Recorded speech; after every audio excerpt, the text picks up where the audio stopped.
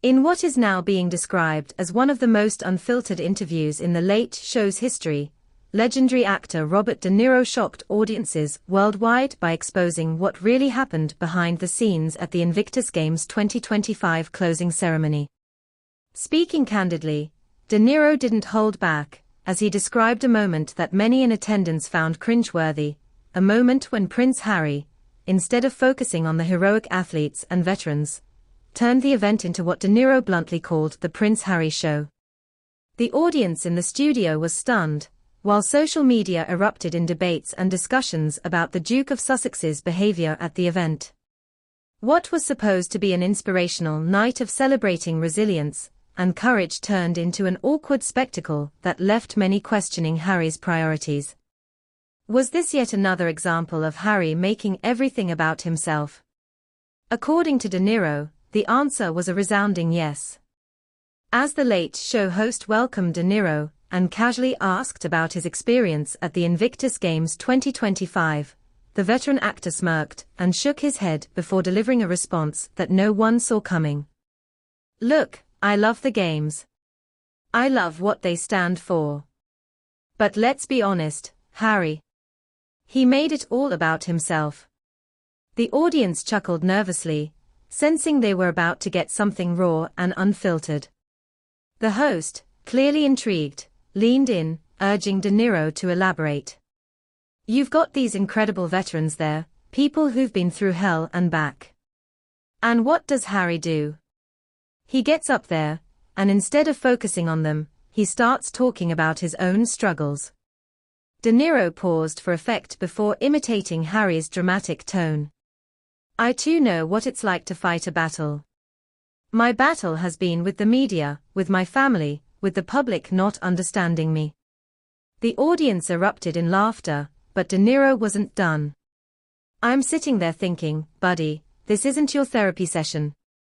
These are war heroes, amputees, guys who have been in actual life and death situations. And you're over here complaining about the tabloids." According to De Niro, the awkwardness didn't start and end with the speech. "I saw him before he went on stage. The guy was nervous, but not for the right reasons. He wasn't thinking, how can I make this about the veterans?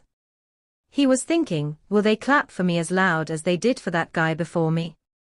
De Niro described a moment when Harry allegedly grew irritated that another speaker, a double amputee veteran from Australia, received a standing ovation while his own entrance was met with polite applause. He looked over at Meghan like, "What's going on?" Like he expected the whole stadium to rise for him. But here's the thing, he's not the main attraction. The real heroes were already on stage. And he didn't like that one bit. At this, the audience gasped. The host, clearly enjoying the unexpected gossip, pressed for more. "So, what happened next?" De Niro leaned back, shaking his head. "Well, you ever seen a guy throw a fit without actually throwing a fit? That was Harry. He got this stiff smile, clenched jaw, tried to play it cool, but you could tell he was pissed." According to De Niro, the real train wreck began when Harry took the stage for what was meant to be an inspiring closing speech. It started out okay. He read off the teleprompter at first, talking about the athletes and the importance of perseverance. But then he went rogue. The room fell silent as De Niro recounted what happened next. He suddenly goes off script and starts talking about how he knows what it's like to feel isolated, how his own battles have shaped him. He started talking about his family, about how the world doesn't always understand people who are different. I mean, what the hell was that? The host, struggling to contain his laughter, asked how the audience reacted. Oh, you could feel the discomfort. People were looking around like, is this really happening? And then, get this, he actually called out some people in the audience for looking at their phones.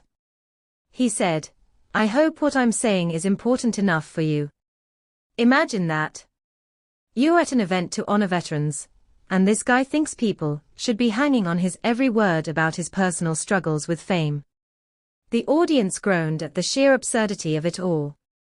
If Harry's speech left the crowd feeling uneasy, what happened backstage was even worse, according to De Niro.